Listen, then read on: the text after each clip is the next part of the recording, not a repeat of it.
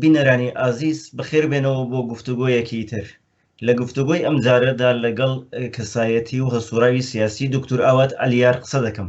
دکتۆر ئاوات عەلیار کەسایەتی سیاسی ساڵانێکی زۆرە لە وڵاتی ئەمریکا نیشتەجێیە. تا ساڵی 1996 نوێنەری حیزبی دموکراتی کوردستان بووە لە وڵاتی ئەمریکا. دکتۆر ئاوات بەخێر بێی بۆ ئەم گفتوگۆیە. سپاس کاک جەماڵ، زۆر مەمنون بۆ ئەو بەرنامەیەت. سپاس دەکەم. بابەتەکەمان لەوە دەست پێ بکەین کە لە دوای شۆڕشی گەلانی ئێرانەوە دوو حیزبی سەرەکی، حیزبی دموکراتی کوردستانی ئێران و کۆمەڵی زەحمەتکێشانی کوردستان، دوو حیزبی ڕەسمی و دوو حیزبی نێو کۆمەڵانی خەڵکی کوردستان بوون. ئەو سەردەما ڕۆڵی ئەو دوو حیزبە لە نێو کۆمەڵگەی ڕۆژهەڵاتی کوردستان چۆن هەڵدەسەنگێنی؟ دەمەوێت پێ بڵێم کە من لە ساڵی 79 هاتوومە دەرەوە، 1970 ینی لە ئاخرەکانی ڕژیمی شاو لە ئەوایلی جمهوری ئیسلامیدا بووە. من لە ئەو مدەتە لە نێو ئێران و لە نێو کوردستاندا نەبووم، بۆیە من ڕەنگە هێندێک جزئیات نەزانم، بەڵام زۆر شتم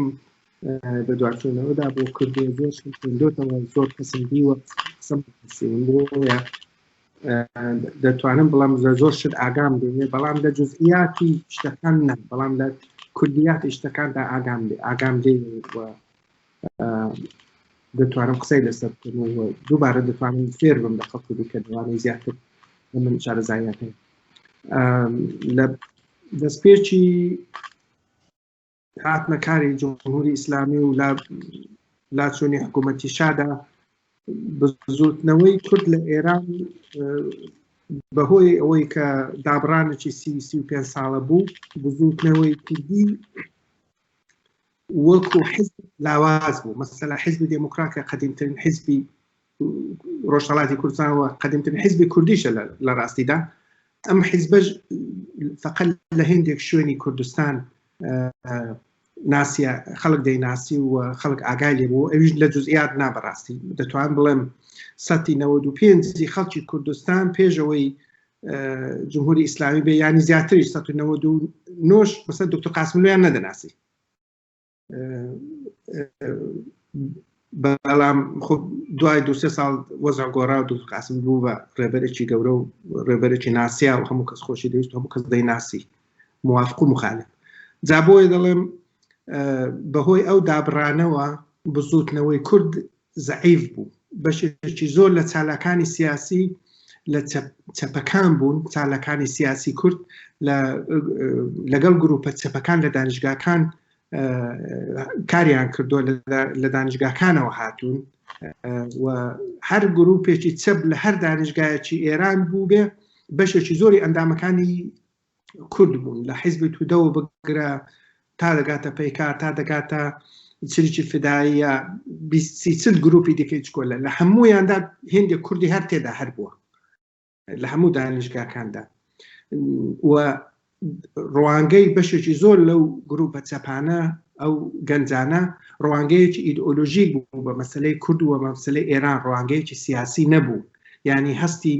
نەتەوایەتی بەو جۆرەی کە ئێم من و تۆ ئەلان و زۆر خەڵک ئەلان لێ حاڵین، ئەو خەڵکە لێ حاڵی نەبوون ئەو گەنجە چەپانە. یعنی لە ڕوانگەیەکی ئیدئۆلۆژیکەوە تەماشای مەسەلەی کوردیان دەکرد. مەسەلە چەپە کوردەکان دایان کورد، چونکە لێنین کتوێتی کورد حەقی تەعینی سەرنوشتی هەیە، ملەتانی حەقی تەعینی سەرنوشت و مافی دیارەکردنی چارنووسیان هەیە، بۆیە کورد حەقانیەتی هەیە کە بەدژی جمهوری ئیسلامی خەبات بکە، نەک ئەوەی کە ئەگەر لێنین ئەوەی نەکوت ئێمە حەقمان نەبوو مەسەلەن. بەڵێ دکتۆر بن بۆیە پرسیاری ئەوم لێکردی ئاگاداری ئەوە هەم کە لەگەڵ دەستپێکردنی شۆڕشی گەلانی ئێران تۆ چوویتە دەرەوەی وڵات بۆ خوێندن ڕوود لە ئەمریکا کردووە. دەمەوێت پرسیاری ئەوەت لێ بکەم لە درێژەی پرسیارەکەدا کە ئەو شۆڕشی گەلانی ئێران لە ناو میدیاکانی ئەو سەردەمی ئەمریکا و تەنانەت لە نێو کۆمەڵگەی ئەمریکا و تەنانەت بزوتنەوەی کورد لە ڕۆژهەڵاتی کوردستان چ کاردانەوەیەکی لە ناو سیاسەتی ئەو سەردەمی ئەمریکا لە دوای شۆڕشی گەلاندا هەبوو، تۆکو گەنجێکە بۆ خوێندن چوو بووی، ڕۆڵی کورد چۆن سیر دەکرا لەو سەردەمەدا لە ئەمریکا؟ انقلابی ئێران شۆڕشی گەلانی ئێرانیا ئەوەی پێڵێن انقلابی ئیسلامی ئێران یا لاچوونی شا بۆ ئەمریکا زۆر سورپریز بوو ینی شتێک بوو کە چاوەڕوان نەکراو بوو و بە زۆر باری منفیوە میدیای ئەمریکایی باسی ئەویان دەکرد باسی ئەو خەڵکانیان دەکرد کە ئەعدام کران کە مەسەلا نخست وەزیر هۆیدا و خەڵکێکی دیکە زۆر ئیعدام کران ئەوانە میدیای ئەمریکایی زۆر بە خراپی باسی ئەوەی دەکرد لەسەر مەسەلەی کورد و سێ جار ئەو وەختی کە هێرشیان کرد بۆ سەر کوردستان میدیاکان باسییان کرد ڕۆژنامەکان لەسەریان نووسی و بەڵام ئیدی ئەوە سێ چوار مانگ بوو دوایش ئەمریکایەکان جیران سەفارەتی ئەمریکا لە تاران گیرە و تقریبا وازم 55 ئەمریکایان بە بارمتەگەر بۆ 444 ڕۆژ میدیا ئەمریکایی زیاتر لەو ڕوانگەیەوە باسی مەسەلەی ئێرانی دەکرد کە ئەوانە دەوڵەتی جمهوری ئیسلامی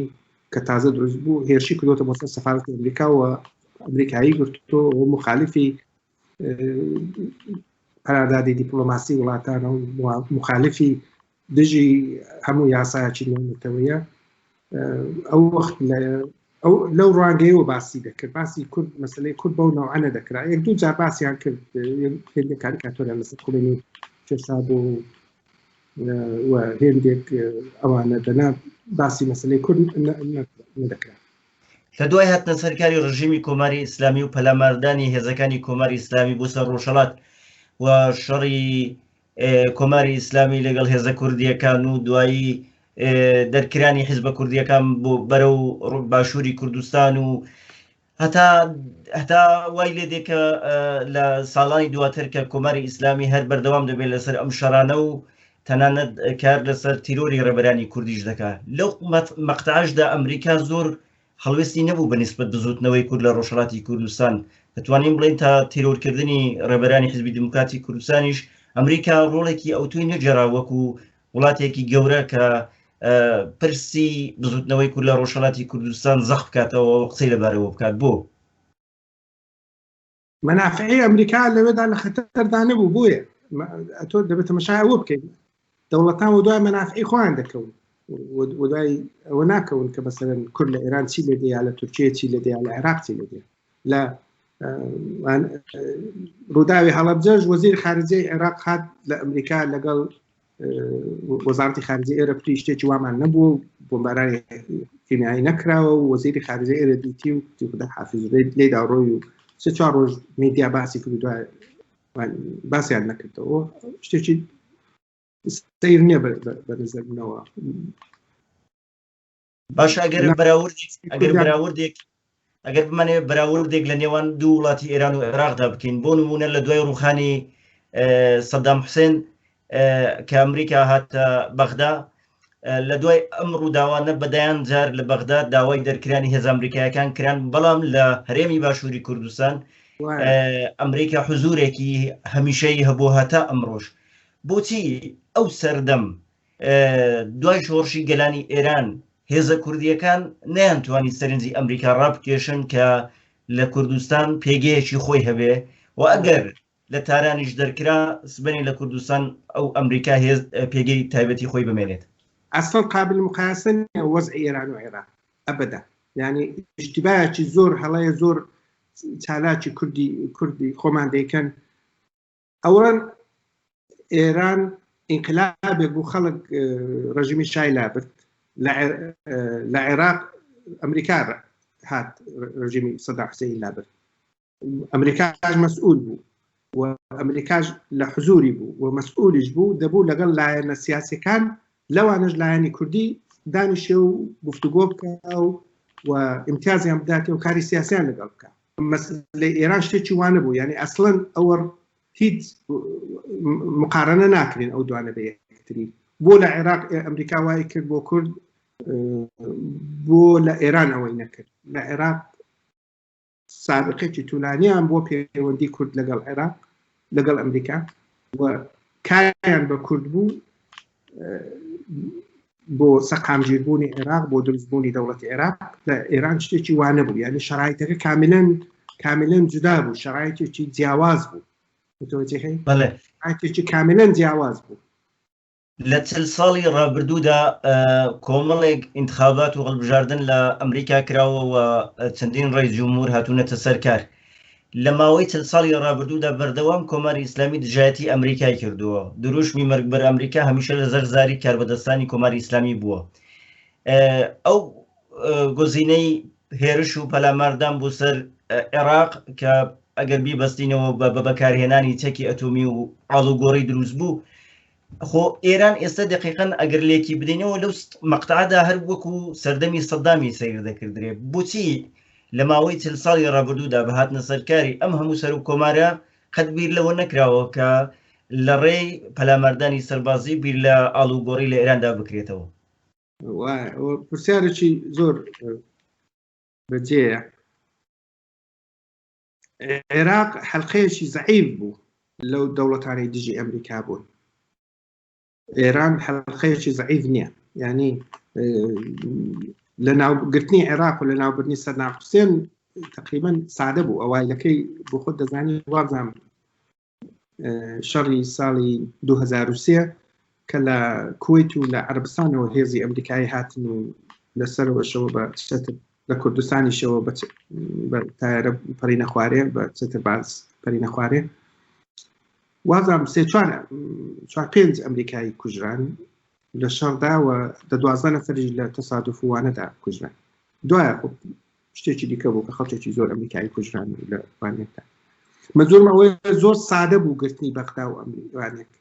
دەوڵەتی عێراق تقریبا وەکو نەما بوو زەعیف بوو لاواز بوو 20 ساڵ تەحریمی لەسەر بوو زۆر شکستی خوارد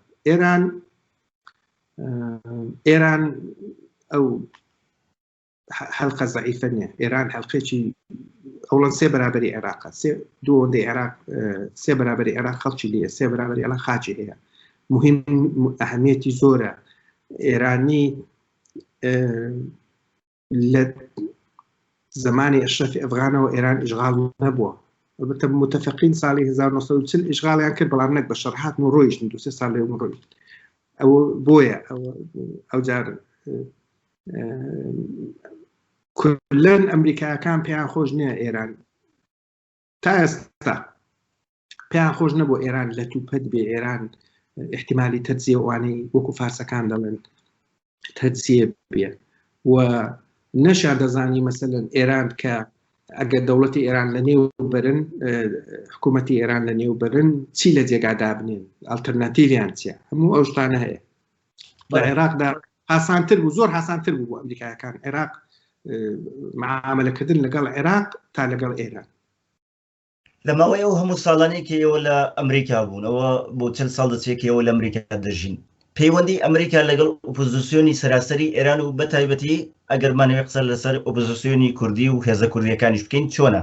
ئێوە لە نزیکەوە ئاگادارن کە ئەمریکا هەوڵی دابێ کار لەگەڵ ئۆپۆزیسیۆنی ئێرانی و هێزە کوردیەکان بکە ئەمریکا ئاخر کام ئەمریکا ئەگەر دەستگای تلعاتێک باز لە دەوڵەتی ئەمریکا دەکەین ئاخر دەوڵەتی ئەمریکا منیشەوە دەڵێم دەوڵەتی ئەمریکا بەشە دەستگای ئیتلاعاتیەکان هەیە ئەوانە لە ژێرەوە کار لەگەڵ هەموو گروپەکان دەکەن کەم و زۆر سیاسەتی ڕسمی ئەمریکا گروپەکان دەبینن گروپە ئۆپۆزیسیۆنەکانی ئێرانی دەبینن بەڵام ئەوەندەی من ئاگام لێبێ بەرنامەیان هیچ نییە بۆ ئەوەی دەوڵەتێکی دەوڵەت لە ئێران ئەو حکوومەتی جمهوری ئیسلامی لابەرن چونکە بە فکری من پێم وایە نازان چێ لە جێگادا بنێن لە عێراقدا ئالتەرناتیڤیان بوو بەڵام لە ئێراندا نازان ئالتەرناتیڤیان یا دروستیان نەکردو یا نییە یا زۆر لاوازە یا احتیمالی پێ ناکەن ئەوەی کە دەگوترێ ئەمریکا کار لەسەر لە سەرڕاوە دەهەوێت کار لەسەر سیستمی پاشایەتی لە ئێران و سەڵتەنەت خوازەکان و لەلایەکی دیکەوە وەکو وەکیلی تایبەتی ترامپکە لە پاریس لەگەڵ مجاهدین کۆبووە و لە میتینگێوان قسەی کرد و وتاری پێشکەش کرد دەگوترێت زۆرتر کار لەسەر ئەو دوو ئۆپۆزیسیۆنە دەکات بۆ داهاتووی ئێران تا چەندە و مەسەلەی ڕاستە بەڕایەوە بنسبة أواني دي كرنجة بيه بلام هيتي أو بمعنى أواني أمريكا دي رضا پهلوی دكاتو شاي إيرانيا مسعود رجوي دكا بحاكمي إيران برياني رجوي فتشتكي مشغل زين وبقريب باشتريان هي أمريكا كان دتوان هندق لاني أمريكاي خلشي بنفوذي أمريكاي بولا خوان جذب كان بلام أواني كتشون لقى المجاهدين قصايا كردو أواني هيتي سياسة جزاري أمريكانيين مشاوري ترامب بلا مشاوري سياسيين مشاوري حقوقي واني جولياني او كاباي شو فولي المجاهدين ورغتو شو الميدي كان قصي كردو كاري بالسياسة خارجية داوا دكتور اگر بين سر بيوندي حزب كردستاني كان وامريكا لتسلسال رابردودا هزكاني روشلاتي كردستان بتر هولندا و پەیوەندی لەگەڵ وڵاتانی ئوروپایی دروست بکەن زیاتر ئەو پەیوەندیانەش دەگەڕێتەوە بۆ سەردەمەی کە دکتۆر قاسم لوو پەیوەندی هەبووە و بەردەوامیان بۆ پەیوەندیانە داوە بۆچی ئۆپۆزیسیۆنی کورد هێزە کوردیەکان هەوڵی ئەوەنە نەداوە خۆیان لە ئەمریکا نزیک بکەنەوە سەردانی ئەمریکا بکەن لەگەڵ کاربەدەستانی ئەمریکای کۆبنەوە هۆکارەکەی چییە لە کاتێکدا بەردەوام نێونەرایەتیان لە ئەمریکاش هەبووە هاتوون دکتۆر قاسم لوو هەفتەیەک پێشەوەی ترۆر بکرێ قرار بوو 20 جولای لە ئەمریکا بێ 13 جولای لە ڤیەنا ترۆر کرا دکتۆر شەرەفکەندی بەتەما بوو بێ شەهید بوو دوایش کاک مستەفا هیجری 3-4 جار هاتووە ئەوانی کۆمەڵەش هاتوون پەیوەندیشان هەبوو لە عێراقیش پەیوەندیان هەبوو لە ئەوروپاش پەیوەندیان هەبوو لەگەڵ ئەمریکا ئەوەی کە فەرەنسا علاقەیەکی تایبەتی بە مەسلەی کورد هەیە ئەوە ڕاستە ئەو دەفتەری نوێنەرایەتی حیزبی دموکرات لە پاریس لە ساڵەکانی 1980 ستاتوسێکی دیپلۆماتیکی بوو وەکو PLO ڕێکخراوی ئازادی فەلەستین وەکو ANC African National Congress ئەوەی ماندێلا ڕئیسی بوو ستاتوسی وەکو ئەوانی بوو فەرەنساش ئەو وەخت پشتیوانی زۆری مەسەلەی کورد دەکرد لە سیاسی و لە زۆر جێگای دیکەژڕە ئێستاش هەر پێما هەر ئیدامەی هەر ئەوەیە فەرەنسا علاقەی زیاترە بە مەسەلەی کورد بەڵێ دکتۆر لە 1948 سەربەخۆی ئیسرائیل کە ڕاگەیەندرا لەو کاتەوە ئیسرائیلیەکان و کاربەدەستانی ئیسرائیلی و باوڵین ئەوەی کە پەیوەندی بە بزوتنەوەی ڕزگاری خوازی ئەو نەتەوەیەوە هەبووە هەمیشە هەوڵێندا و پەیوەندیان لەگەڵ ئەمریکا بەهێز بکەن و یەکێک لە هۆکارەکانی سەرکەوتنی ئیسرائیلیش ڕەنگە ڕاگررتنی ئەم پەیوەندی بەهێزە بوو بێت کە ئەمڕۆ توانیوێتی ئەم هەموو ئێتلافە لەگەڵ وڵاتانی عەرەبی و لەگەڵ وڵاتانی تر دروست بکە لە چەند ساڵی ڕابردوودا کورد نەیتوانیەوە بەداخەوە جۆرێک پەیوەندی لەگەڵ ئەمریکا دروست بکە زیاتر سەردانەکان ئەوانێکی ئەو باستان کرد سەردانی بەرپرسی حیزبی بوون ئێمە تەنانەت دەبینین مەسەلەن بەو ڕێژە زۆرەی کە کورد لە ئەمریکا نیشتەجێ نەیانتوانیەوە لۆبیەکی بەهێز بۆ کورد دروست بکەن بۆ ئەسەن کورد و جوولەکەش مقایسەکردنی زۆر وانێ کرد لە جێگای خۆیدا نییە جوولەکە لە هەموو جومگەیەکی سیاسی و مهمی ئەمریکادا نفوزی هەیە سەدان ساڵە وایە لە فاینانس لە سیاست لە حقوق لە هەموو ئەو شتانەدا نفوزیان هەیە کورد فەقیرە تازە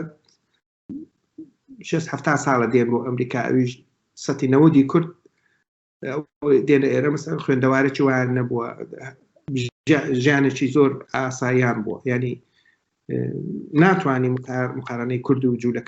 جوولەکە تاریخێکی توولانیان هەیە دوور و درێژیان هەیە لەگەڵ مەعاملە لەگەڵ وڵاتانی ڕۆژ ئاوا غەربی ئوروپایی و ئەمریکایی سیستمەکە زۆر باش دەزانن لەو سیستمەدا هەن لەو سیستمەدا نخبەیەکی زۆر گەورەی جوولەکە لەوانەدا هەیە بۆیە قابلی مقایسە نییە ئەوجار مەنافعی وایان کردووە کە مەنافعی ئەمریکا و مەنافعی ئیسرائیل یا مەنافعی ئوروپای غەربی و مەنافعی ئیسرائیل ببێ بە یەک کورد ئیمکاناتیشتی وای نییە فەلەستینیش نیانە ئەوە بۆ خۆت فەلەستینی عەرەبیش نیانە عەرەب کە 50 بەرابەری جوولەکەن و دا ئەوەندەی جوولەکەش دەوڵەمەندن ئەوان بۆ نایان کردووە زۆر داوە باشەگەر بەس لە مەسەلەن بۆ نمونە بڵین لە 30 ساڵی ڕابردوو لە باشووری کوردستان و لە چەند ساڵی ڕابردووی ڕۆژاوای کوردستان کە پرسی کورد پرسێکی نێودەوڵەتی بووە و ئەمریکا هەمیشە لەو دوو بەشە حزوری هەبوو، هەم لە باشووری کوردستان هەم لە ڕۆژاوە. لە ئەگەری هەر گۆڕانکاریەک لە داهاتووی ئێران پەیوەندی ئەمریکا دەگەڵ حیزبە کوردستانیەکان چۆن دەبێت لە ڕۆژهەڵاتی کوردستان بە باوەڕیەوە وەکو فاکتۆرێک بەکاردێن ئەگەر بێت و ئەو لایەنە کوردیانەی ڕۆژهەڵاتی کوردستان یەکگرتوو بن و لە جهەتی قازانج و مەنافعی ئەمریکادا هەنگاو هەڵبنێن ئەمریکاش کۆمەجیان دەکات بۆچی نە هەمیشە وا بۆی دێ هەموو وڵاتێک گواش هەموو وڵاتێکی کەژوە یعنی ئەو هەڵسوکەوتەی کە لەگەڵ حیزبە کوردستانیەکانی ڕۆژاوای کوردستان دەکرێت هەمان هەڵسوکەوت لەگەڵ حیزبە کوردستان شرایطێکی وەکو ئەوێ پێک بێ و ئەوانە لە جهەتی ئەمریکادا قەرار بگرن بەڵام شرایطی وا لە ئێراندا پێک دێ پرسیارەکە ئەوەیە ئەم پێم وایە کەیسی مەسەلە کەیسی کوردستانی عێراق و کوردستانی سووریا زۆر جیاواز بوو لە دوو ئەمریکا بە دەلیلی جیاوازەوە لە هەر وڵات نفوزی هەیە و دەستی پێداگرت و کار دەکات ئەم پێمە ئەگەر لە ئێرانی شتێکی وابێت لە ئێرانش لە ڕێگایەکی دیکەوە دەبێت ینی دروست کۆپی ئەو وڵاتانە نابێت بەڵام ئەگەر ببێ ئەگەر شەڕێک بێت لە بینی ئەمریکا و ئێراندا و دەوڵەتی ئەمریکا و ئەوروپای غەربی بیان هەیە دەوڵەتی جمهوری ئیسلامی لە ناوبەرن وەکو دەوڵەت من پێم وایە کوردی ئێران کوردی ڕۆژهەڵات فاکتۆرێک دەبن لەو ئاڵگۆڕەدا لەو سیاسەتەدا شتێکە زۆر باس دەکرێتەوە لە ڕاگەیاندنەکان و هەڵسوراوانی سیاسی و با بڵێن لە دنیای دیجیتالی و مەجازیدا باسی لەوە دەکرێت کە لە 10 ساڵی ڕابردوودا بزوتنەوەی کورد لە ڕۆژهەڵاتی کوردستان و بە تایبەتی حیزبەکان چاوەڕوانی ئەوە بوون کە ئەمریکا کۆماری ئیسلامیان بۆ بڕوخێنێ و باز لەوە دەکرا کە حیزبەکان لە چاوەڕوانیدان کە دەگوترا لە چاوەڕوانیدان مەبەست لە چاوەڕوانیەوەدا بوون کە ئەمریکا پەلاماری کۆماری ئیسلامی بدات و ئەم ڕژیمە بڕوخێنەوە ئەوان بگەڕێنەوە پێدا وایە شتێکی وا ڕوو بدا نا تازە ڕووی نەداوە ینی پێمانە بەوز بەنەوە ڕوودا ئەو نەوعی لە عێراق بوو لە ئێران دووپات نابێتەوە حیزبەکان لە 2091ەوە حیزبەکانی ڕۆژهەڵاتی کوردستان هەمیشە نەزەریان ئەوە بووە هەمیشە چاوەڕوانی ئەوە بوون کە ئەمریکا شتێک کا و ئەوانی بەنەوایەک بکەن هەروەکو لە عێراق کرا بەڵام نەکراوە بەڵام احتیمالی هەموو شتێکی لە سیاسەتدا لە دنیادا بەڵام حیزبێکی سیاسی نابێ فقط هەموو هێلکەکانی لە قەرتاڵەیەکدا بنێک کە ئەویش لەسەر دەخالەتی لایەنێکی دەرەکی دابێ ئیشتیبای حیزبەکانی ئێمە ئەوە بوو کە تەواوی فکر و زکریان ئەوە بوو کە تا ئەمریکا هیچ نەکا ئێمە هیچمان پێ ناکرێت لایەنی کوردی عێراقیش هێندێک بوون تەسیریان بوو لەسەر ئەو سیاسەتەی کوردەکانی ڕۆژهەڵات حیزبەکانی ڕۆژهەڵات ئەوانیش پێیان دەکوتن دەیان کورد ئێوە مەسەلەن بۆ ئەوەی لە زمانێک بوو کێشە بوو حیزبی دموکرات مەسەلەن پێشمەرگەی دەناردەوە لەگەڵ لایەنەکانی کوردی ڕۆژهەڵات ڕۆژ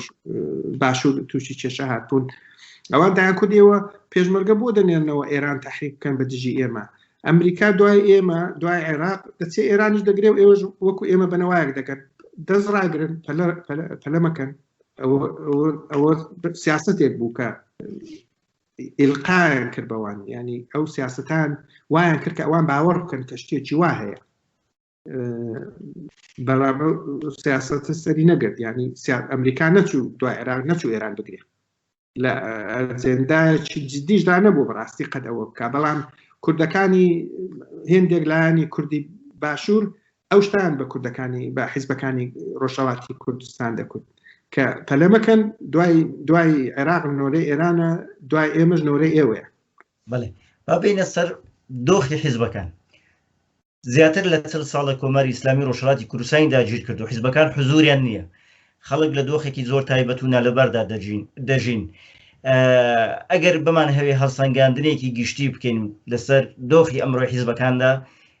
ئێوە حیزبەکان چۆن هەڵدەسەنگێنن و پێتان وایە لە چ بارودۆخێکدا دەژین؟ ئایا دەتوانن بەردەوام لە کاروباری سیاسی خۆیان یان چەقبەستون؟ وڵات چەقبەستوو زیاتر لە 25 ساڵە چەقبەستون، یعنی هیچ ئیبتیکارێک هیچ دەست پێشخەرێکیان نەکردووە بۆ پێشچوونی مەسەلەی کورد. ئەو هەموو ئاڵۆگۆڕە لە دنیادا بووە، ئەو هەموو ئاڵۆگۆڕە لە ئێراندا بووە، ئەو هەموو عێراق گۆڕا، ئێران گۆڕا، ئێران چوارتیان ڕێی جمهوری گۆڕا، سیاسەتی دەوڵەتی ئێران گۆڕا. دروستە بەنسبەت مەسەلەی کورد زۆر نەگۆڕاوە، بەڵام کولەن تەحەول و ئاڵۆگۆڕ بووە لەنێو حیزبەکاندا و لەنێو فکری ڕێبەرایەتی ئەو حیزبانەدا هیچ ئاڵۆگۆڕێک نەکراوە، چونکە هەرمان کەسانن کە 30 ساڵ لەسەر کارن. ئینسان تۆ ناتوانانی یەکێک 30 ساڵ لەسەر کار بێ انتظارت ئەوە بێ هەر زۆر زەحمەتە، یعنی ممکن هەیە بەڵام زۆر زەحمەتە کە شتێکی تازە لەوەی 20 ساڵەوە پێش کردوویەتی بێنێتە گۆڕێ. لە هەموو دنیاداوە، هەر لە کوردوانە. ئێوە لە ناو حیزبی دموکراتی کوردستانی ئێراندا کارتان کردووە و ماوەیەکیش نوێنەری حیزب بوون لە وڵاتی ئەمریکا. ئێمە ئێستا لەو سەردەمەدا دوو لایەنی حیزبی دموکرات دەبینین بۆ ڕۆژهەڵاتی کوردستان، سێ لایەنی کۆمەڵە دەبینین، چەند حیزبی سەربەخۆی خواست دەبینین. لە زیاتی ئەوەی کە دوژمنەکەشمان ڕۆژ بە ڕۆژ لەلایەن وڵاتانی ئەمریکا و وڵاتانی ئوروپایش زیاتر دەخرێتە گوشارەوە. لە زیاتی ئەوەی کە حیزبەکان بیر لە یەکگرتن بکەنەوە بەداخەوە دابەش بوون بەسەر چەند لایەندا. هۆکارەکەی لە چیدا دەبینن؟ ئایا خۆمان لەگەڵ خۆمان ناکۆکین؟ باشووری کوردستان دەوری هەبوو لەو ناکۆکیەکان و لەو دابشکاریە، هۆکارەکەی ئێوە لە چیدا دەبینن؟ هۆکارەکەی خەتای خۆمانە، بۆ خەتای باشوور بگرین. باشوور خۆ وەکیلی ئێمە نییە، ئێمە دەڵێن باشوور وەکیلی ئێمە نییە، دەیەکە وەکیلی ئێمە نەبێ بۆچی بە قسەیان دەکەین؟ نه، خەتای ئەسلی خەتای خودی سەرکردەی ئەو حیزبانەیە، ئەو حتا ئەو ئەفرادی ئەو حیزبانە کە پشتیوانی لەو دابڕان یەکگرتنە دەکەن هەمویان مقەسرن لەسەر ڕاتا خوارێ، بەڵام کەم و زیادی هەیە. پاشە 13 ساڵە لایەنی هەدەک لە حیزبی دموکراتی کوردستانی ئێران جیابووەتەوە. چ ئاڵوگۆڕەیەکی سیاسی لە 13 ساڵی ڕابردوودا دروست بووە کە بڵێن کە دڵمان پێی خۆش بێ؟ ئەگەر بڵێن مەسەلەن یەکێک لەو لایەنانەی کە زۆر پۆزتیڤ چاوی لێ بکەین، پێکێنانی ناوەندی هاوکاری حیزبەکانی کوردستانی ئێرانە کە تێیدا دوو لایەنی دیموکرات و دوو لایەنی کۆمەڵە بەشدارن. هەیە ئەوەکو دەستکەوت چاو لێ دەکەن ئەم مەسەلەی؟ لە هیچ باشترە، لە هیچ چاکترە، لە هیچ چاکترە دەنان نەوەڵا ئەمەلەن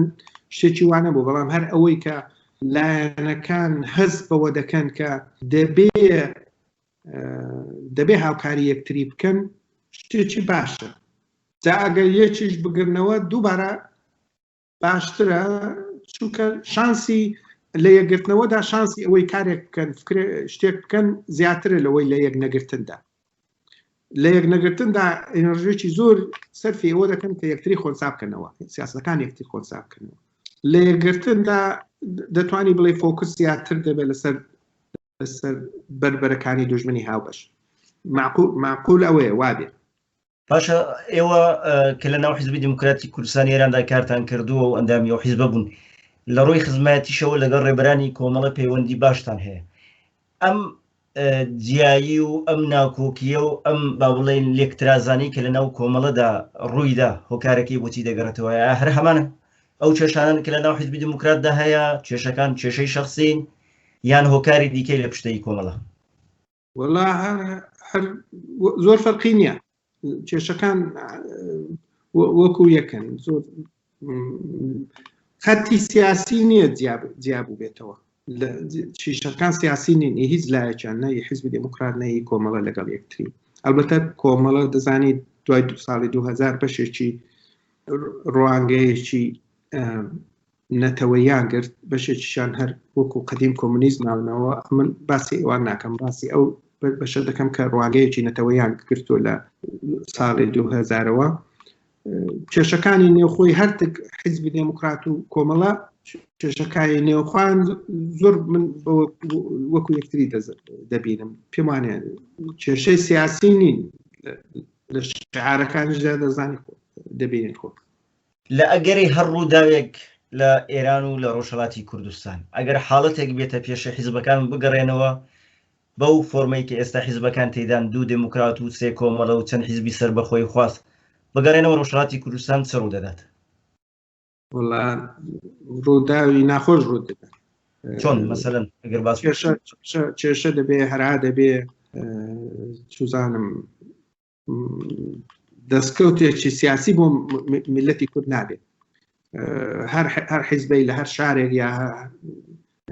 هەر شارەی حیزبی خۆی دەبێ یا دوو حیزب لەسەر منتیقەیەک تووشی هەراو کێشە دەبن. پێتان وایە مودێلی باشووری کوردستان لە ڕۆژهەڵاتی کوردستان دووبارە بێتەوە 2 زۆن دروست بێت چەند زۆن دروست بێ لەوێ؟ هەموو شتێک احتیمالی هەیە. بۆ ئەوەی ئەم شتە ڕوونەدا پێشنیاری ئێوە چیە وەکو هەڵسوراوێکی سیاسی؟ من پێم وایە دەبێ حیزبەکان خەتی سیاسیان ئەوانەی خەتی سیاسیان لێک نزیکە دەبێ هاوکارێکی زۆر پتە بکەن هێزی چەکداریان و هێزی دیپلۆماسی دەرەوەیان بکەن بە یەک ئەوە قەدەمی ئەسڵ ئەوڵە و تەواوی هێز و کۆششیشیان ئەوە بێ کە شەڕی ناوخۆی پێش لە شەڕی ناوخۆی بگرن دەبێ احتیمالی شەڕی ناوخۆی بدەن جابۆیە ئەگە احتیمالدا دەتوانی بڵێ چ بکەیت کە شەڕی ناوخۆی ڕوون نەدا. لە ئەگەری ڕوودانی شەڕی ناوخۆ کە لە ڕابردوشدا کاری بۆ کراوە و دوولایەنی کۆمەڵ و دیموکرات شەڕ و تێکەڵچوون لە نێوانیاندا هەتاراوە بەغێرەزەوەی کە خەڵکێکی زۆر لە ناو چوون و بزوتنەوەی کوردی لاوازکردی دەستکەوتێکی دیکەی نەبوو. خۆ حیزبەکان ڕەنگە زۆر باش بزانن کە ئەگەر شتێکی وا بێتە ئاراوە زیانی گەورە بەربزوتنەوەی گەلی کورد دەکەوێت لە ڕۆژهەڵاتی کوردستان. باشتر نییە لە ئێستێدا ناوکۆکیەکان و کێشەکانیان وەلا بنێن و حیزبەکان یەک بگرنەوە بەڕای ئێوە و بیر لە پێکێنانی بەرەیەکی یەکگرتووی کوردستانی بە بەشداری هەموو لایەنەکان بکەنەوە؟ من ئەم شێشی باش دەبێ وابێ وەک مەسەن لە باشووری کوردستان بەرەی کوردستانیان پێکێنا بەرەی کوردستانی بۆ ماوەیەکی زۆر کاری باسی کرد. کاتێک کە بەرەی کوردستانی نەما بوو بە پۆلاریزە بوو بە زۆنی سەوز و زەرد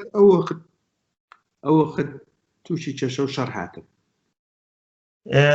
حیزبە سیاسیەکانی ڕۆژهەڵاتی کوردستان بەسەر 2 گوتاری سیاسی سربەخۆی خواز و فدرالیزم خواز دابەش بوون. لەو مەقتەعی ئێستادا لەو سەردەمەی ئێستادا لە دوای ئەم هەموو ساڵی کە حیزبەکان لە دوای شۆڕشی گەلانی ئێران داوای خودموختاریان دەکرد ئێستێ ئەم لایەنانە کە داوای فدرالی دەکەن و ئەو لایەنانێکی داوای سربەخۆی ڕۆژهەڵاتی کوردستان دەکەن کامیان لە ڕوانگەی ئێوە ماقوڵتر و گونجاوترە بۆ ڕۆژهەڵاتی کوردستان؟ ئەوە بەنظری من زۆر مهم نییە داوای کام ئەو ڕێگەی فدرالیزم و ڕێگەی سربەخۆیی تانی وێ ڕێگا لانیکەم هاوسەفەر دەبێت بکرد. بە نظری من کێشە لەسەر ئەوە زۆر نابێت بکرێت. کێشە لەسەر هێندێک خاڵی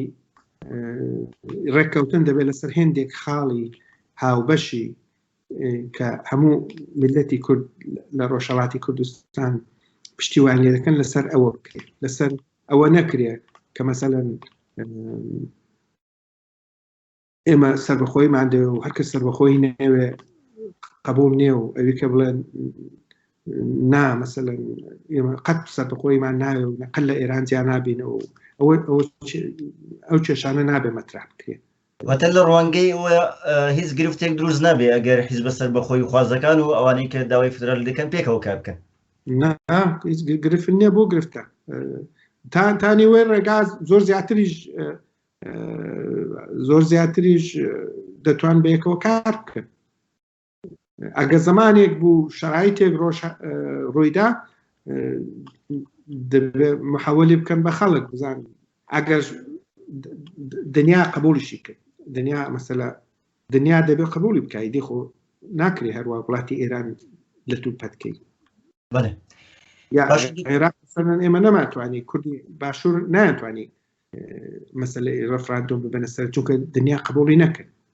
کارێکی باش بوو بەڵام دنیا قبولی نەکرد ئێمەش دەبێت ئاوا بێ ئێمە دەبینین جاروبار هەندێک لە حیزبەکانی ڕۆژهەڵاتی کوردستان و ئێستاش کە ناوەندی هاوکاری پێکاتوە بە ناوی ناوەندی هاوکاریەوە باز لە گفتوگۆ و دیالۆگ لەگەڵ کۆماری ئیسلامی دەکردرێ هەم لە ناو حیزبی دموکراتدا و هەم لە ناو کۆمەڵە ئەو بابەتە گرنگی پێدراوە و سەرکردەکان قسەیان لەبارەوە کردووە کەچی ئێمە دەبینین وڵامی کۆماری ئیسلامی هەر هەمان وڵامە توندەکەیە بۆ گەلی کورد و بەردەوامە لە ئەشکەنجە و لە سێدارەدان و تەنانەت لە چەند ساڵی ڕابردوودا بنکەی سەرەکی حیزبی دموکراتی کوردستانی موشکباران کرد کە حیزبی دموکراتی یەکێک دەو لایەنانە بوو کە زۆر پێداگیری لە دیالۆگ دەگەڵ کۆماری ئیسلامی دەکردەوە پرسی دیالۆگ دەگەڵ دوژمنی گەلی کورد لە ڕۆژهەڵاتی کوردستان دەگەڵ کۆماری ئیسلامیەوە چۆن دەبین پرسی دیالۆگ لە کولدان بۆ هیچ کەسی سیاسی نابێت ڕەتی بکاتەوە بەڵام ئیستیسناکە ئەویش جمهوری ئیسلامیە جمهوری ئیسلامی فقط بە زۆر دەتوانێت ئەگەر شتێک بدە بە زۆر دەبێت پێی تەحمیل بێت جا ئەوە خود ممکنە شتێکە ئەوە لە جارە هیچ ئۆپۆزیسیۆن نەیتوانێت هیچ بە جمهوری ئیسلامی تەحمیل بکات لە ناوخۆدا لە دەرەوەشدا لە دەرەوەی لە پەیوەندی دەرەچیشیدا لە رابطەی خارجیشیدا هەر ئاوا بووە هەتا ئاخرین لەحزە شەڕێکە لەگەڵ سەدام حوسێن کە زانی چەکی نەما و هیچی نەما و شکست دەخوا لەوە ئیدامە بدا سوڵحی قبول کرد لەسەر مەسلەی بەرزامی شەر ئاوا بوو یعنی جمهوری ئیسلامی سیستمێکی ئیدئۆلۆژیکە مەگەر بە زۆر دەنا هیچ شتێکی لەدەست دەرنایە بۆیە دیالۆگ لەگەڵ جمهوری ئیسلامی دیالۆگ نییە بەڕاستی جمهوری ئیسلامی ئەوەی بۆیە بوو لایەنە کوردەکان تووشی کێشە بکە هێزە کوردیەکانە و هێزەیان نییە کەەوە باسی دەکەن ئەو قدرەتیان نییە ئەوەی کێوە دەڵێن بە زۆر دەبێت حتمما داوای لێ بکردرێ چۆن ئەم پرسە جێ دەکەوێتواتە تۆ چۆن دەتوانین لەگەڵ دوژمنی خۆت داوای مافەنەتەوەیە تێکام بکەیت دەتوانین لەگەڵ دوژمنی خۆت داوای مافەنەتەوەکات بکەیت کوردی عێراق لەگەڵ سەدام حوسێن کردیان داواشیان کرد و خودموختاریشی قبول کرد هەر دەبێت لەگەڵ دوژمنە ئەسقەزا داوای ئەوە بکەیت بەڵام جمهوری ئیسلامی ئیستیسنایەکە لەو قاعدەیە جمهوری ئیسلامی فقط بە زۆر شت دەدا فقط بە زۆر ئەگە بزانێ مەسلەی مان و نەمانە ئەو وەخت امتیاز دەدا وڵاتانی دیکە نییە عەقلانیەتێکی تێدا بێ بڵێ من الآن مەسەلە سەدام کوتی من ئەلان خودموختاریان دەدەمێ حەدیەقەل 70 ساڵ کوردستان ئارام دەبێ فلان دەبێ ئەو جار مەسەلە یا کەمتریان دەدەمێ یا لیان کەم دەکەمەوە یا ئیشعابیان تێ دەخەم ئاوە سیاسەت ئەوەی دی بەڵام جمهوری ئیسلامی هیچ شتێک نادا هەتا ئاخرین لەحزە خۆ دەوڵەتی عێراق وەختێک ساڵی هەفتا خودموختاریدا بە کوردەکان لە حاڵەتی شکستدا نەبوو باشە جمهوری ئیسلامی فقط لە حاڵەتی شکستدا فەرزەن ئەگە سبەینێ ئەمریکا بێ نیوەی ئێران بگرێت فەرزەن ممکنە احتمالی وەقت ڕوونەدا فەرزەن نیوە ئێران بگرێ ئەو خڕەنگە بە کوردەکان بڵێ وەرە فدەرەکان بدەنێ لە شەرایطێکی ئاوادا لە شەرایطێکی عادیدا وەکو پرۆژەیەکی سیاسی بۆ چارەسەری گشتی جمهوری ئیسلامی ئەوەی نییە هەر بۆ کورد نەها بۆ نێو داخلی خۆشی ئەوەی نییە لە هەندێک لە هەڵسوراوانی سیاسی و چالاکانی سیاسی ئەوانەی کە شرۆڤە بۆ ڕووداوەکانی ڕۆژهەڵاتی کوردستان دەکەن باز لەوە دەکەن کە لە ئەگەری هەڕوودانێک ئەگەر بێت و شەڕ ڕوو بدا ئەگەر بێت و ئاڵوگۆڕی لە ئێران دروست بێ ئەگەر خۆپیشاندانی سەراسەری دروست بێ وەزعەکە لە ناوخۆ تێک بچێ کۆماری ئیسلامی بیری لەوە کردوتەوە کە ڕۆژهەڵاتی کوردستان ڕادستی هێزێکی کوردی بکە و باز لەو لایەنە هێزە کوردیەکەش زۆر جار دەگوتێت کە پەیوەندی لەگەڵ پەکەکە هەیە و پەکەکە لەوانەیە وەک چۆن لە ڕۆژاوای کوردستان دەستی بەسەر ڕۆژاوە داگرتووە و مەتەقەیە بەڕێوە دەبا لە ڕۆژهەڵاتی کوردستانیش نەقشێکی هەبێ بۆەوەی لە خزمەت سیاسەتەکانی کۆماری ئیسلامی دابێ پێم خۆشە ڕایەوە لەبارەوە بزانم ئەوە خەتەرێکی زۆر گەورەیە ئەوە مەترسێکی زۆر گەورەیە احتیمالی ئەوە زۆر زۆر ئەگەر لایەنە کوردیەکان لاواز بن و ئەگەر دەوڵەتی ئێران لە حاڵەتێکی خراپ بکەوێ یعنی لە حاڵەتێک بکەوێت کە وەک کێشەی سووریا کە بۆ دەوڵەتی بەشار ئەسەد پێکات بۆ جمهوری ئیسلامیش پێش بێ قەتعاً ئێران ئەوە دەکات چونکە زۆر کەس دەڵێن ئەو پێشنیارەی ئەو دەست پێشخەری دەوڵەتی سووریا کە لەگەڵ پەکەکە ڕێککەوێ و هێندێک منتیقەی بداتێ لە واقعدا ئێران کردوێتی ئەوە بە پێشنیهادی ئێران بووە کە مەسەلەن بۆی دەوڵەتی سووریا لە جەبهەی لە منتیقەی ڕۆژ ئاوای وڵاتەکەی تووشی شەڕ و کێشە نەبێت جەبهەکە فۆکوس بکاتە سەر گروپە ئیسلامیەکان هەر ئەوانیش دەڵێن ئێران مەسەر حیزب الله هێناوەتە نێو سووریەوە ئەوانە یعنی سیاسەتی کولی سووریا سیاسەتی دیفاعی بەشێکی ئێران بۆی داڕشتووە مطمئنم ئەوەش دەکات لە ئێران هیچ شکم لێ لەوەدا هەندێک لە هەڵسوراوانی سیاسی لە ناوخۆی ڕۆژهەڵاتی کوردستان باز لە دامەزراندنی حیزبێکی کوردی دەکەن لەو سەردەمەی ئێستێدا لە چوارچێوەی کۆماری ئیسلامی دامەزراندنی حیزبی کوردی بەڕای ئێوە لە خزمەت بزوتنەوەی کووردا دەبێت ئەسڵ ناڵن حیزبی کوردی دروست بکەن تا لە خزمەت بزوتنەوەی کووردا یان نابێت ئەوە خەیاڵ پڵاوە بۆ نارن لە تاران دروست بکەن بۆ لە کوردستان دروستی دەکەن دەبێت ئینسان فکر بکاتەوەی دی كلن إيران تاريخ إيران وتحزب زور معناه وكو تركيا مثلا صد حزب هي بخان حزبي ويا هشتان هو صار صد صار لتركيا هي لإيران تحزبني حزباتيني حزب أمرازي كلا دس جاي إطلاعاتي كان بو بروجيجي تايبت لإيران أقل لكردستانيش واشتي وعنابي خلق خوان بو چاواشەکاری ئەو کارانە دەکەن ئەو قسانە ئەو دەنگوانە بڵاو دەکەن لەگەڵ بەرپرسێکی بەرەیە گرتووی کورد کە قسەم کرد لە چەند ڕۆژی ڕابردوودا لە یەکێک لە گفتوگوەکاندا وتی ئێمە لەگەڵ کاربەدەستانی تاران دانیشتوین و ئەوانیش ڕازین لەسەر دروستکردنی حیزبێکی کوردی لە گفتوگوەکەماندا باسم لەوە کرد کە چۆن دەکرێت لە چوارچێوەی کۆماری ئیسلامیدا داوای مافنەتەوایەتەکان بکەیت وتی ئێمە باوەڕمان بەمانەوەی کۆماری ئیسلامی هەیە ئایا وەها حیزبێک دەتوانێت داوای مافەکانی گەلی کورد بکات کە لە چوارچێوەی کۆماری ئیسلامیدا پرۆژەیەکی ئیتلاعاتیە پرۆژێکی دەستگای ئیتلاعاتیە حیزب نییە بابەتێکی دەستکردی کۆماری ئیسلامیەوە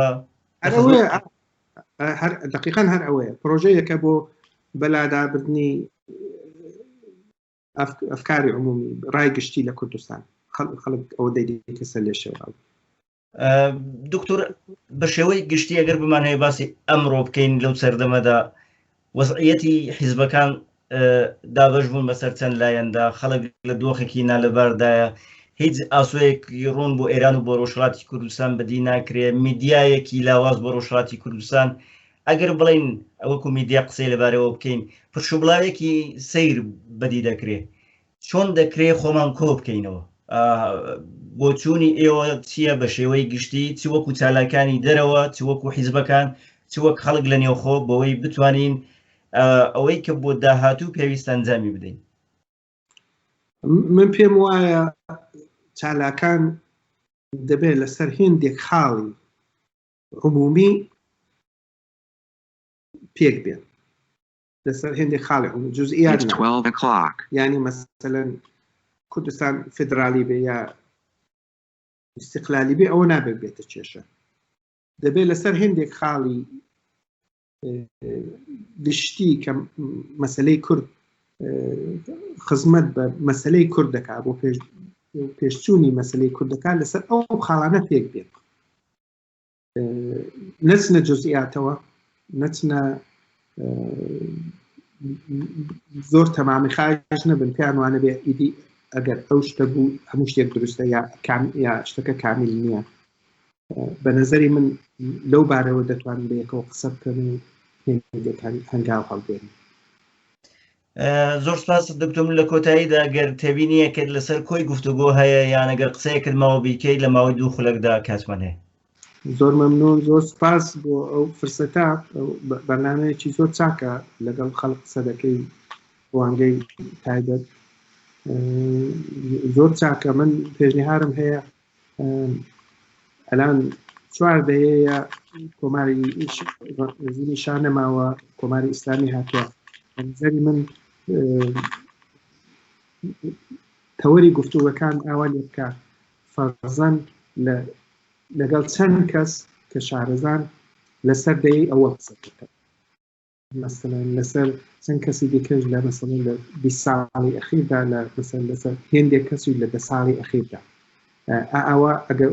بیدەیە سەری فۆکوس باشتر دەبێت. زۆر سپاس دەکەم دکتۆر ئاواتی عەلیە.